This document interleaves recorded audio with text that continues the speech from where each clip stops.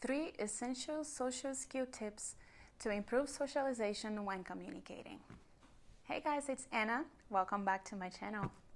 Here, I help those who want to go from the non-native English speaker place to the effective communicator place. For that, we learn about cultural competencies, emotional and social competencies to make the language you speak individualized and powerful. In today's video, I will be going over 3 essential social skill tips that will improve the quality of your socialization game. So if you want to make your social interactions more meaningful and on point, then this video is perfect for you. So let's get started with some context. And what better to provide context than a story, am I right? 2 years ago, I was invited to a dinner party. I was more like accompanying someone. She was going to see her girlfriends and I was available at the time because college was on a holiday break.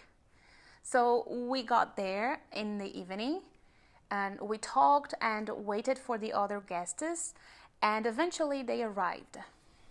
So one of the guests brought her daughter along, and we all learned later that she, the daughter, was a professional singer. After dinner, we went to the living room and someone asked the girl to sing for us, and so she did. She sang At Last by Etta James. I am not going to sing here because I don't believe in putting you through this, but it's a beautiful song, and I must say she sang it beautifully. So at the end, everyone was clapping and she was very appreciative, getting ready to sit. So when she was almost there, someone in the audience who was also applauding her had something to say.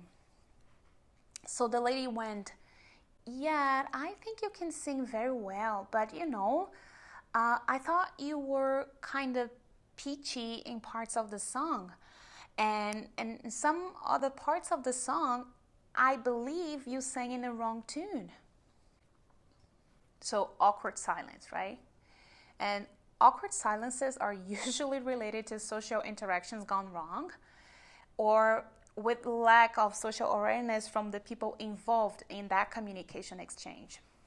According to Earth and Chappell, being socially aware relates to being aware of your environment, what is around you, as well as being able to accurately interpret the emotions of people with whom you interact. So, considering our story and its events, let's dive into the 3 essential social skill tips that will help you to become more social aware. So, number 1, having an opinion doesn't mean you have to share it. Everybody is entitled to an opinion, as well as to the right to say it. Though being socially intelligent, it's completely related to when and how we are supposed to do it. If this is one of the constructive criticism side, then a one-on-one conversation, it's always the most appropriate place to share your thoughts on someone's work, presentation, or singing. Number 2, if you really want to speak your mind, give your opinion a second thought before sharing it. This will demand empathy from you. Empathy is the ability to understand another person's thoughts and feelings in a situation from their point of view rather than yours. So it doesn't matter if you speak English as a second, third, fourth language, or if you are a native speaker. Socially intelligent people will say the right thing at the right moment because they can empathize easily with others. The girl was invited to sing and gracefully accepted, but she was still presenting in front of people, and we all know how nerve-wracking it can be. Even if you are also a professional singer and you can express your views quite well, which was not the case in that story, it won't matter because you are failing to see the other person in front of you. And you're also failing to see the situation they are going through. Allow yourself time to think before saying something that may cause discomfort to others. You can practice by asking yourself questions such as, is vocalizing my thoughts really necessary for this context? Or how would I feel if I were in her place and I had to hear what I'm about to say? Believe me, that can save you a lot of trouble. Number 3, opinions come and go. Relationships stay.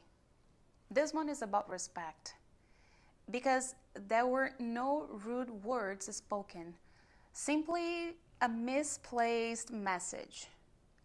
But a misplaced message can be as disrespectful as the rudest of the words.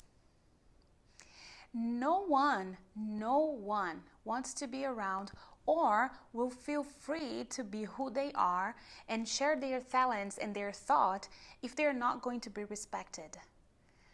One of the ways people tend to protect themselves against disrespect is simply by moving away. So you might find yourself being cut out from a group or from events. And, no matter how one can say numerous times, that's okay, I don't need that people, I don't need people, I don't like people. The thing is that eventually you will find yourself alone. And human beings were not made to live in isolation. Besides, failing to understand what is getting in your way of you becoming the best version of yourself is just piling on problems that will come to find you later when you least expect. I believe that the greatest social skill of all is being able to live your best life just for yourself and not because you need to prove anyone wrong, or you need to prove that you're so smart that you always have something to say. Now at this point, you've learned 3 essential social skill tips to improve socialization when communicating. While you wait for next week's video, I post other videos about cultural, emotional, and social competencies. So make sure to check those 2 videos out, as these competencies are all connected when moving from the non-native English speaker status to the effective communicator one. Thanks for watching today's video, and I'll see you in the next one.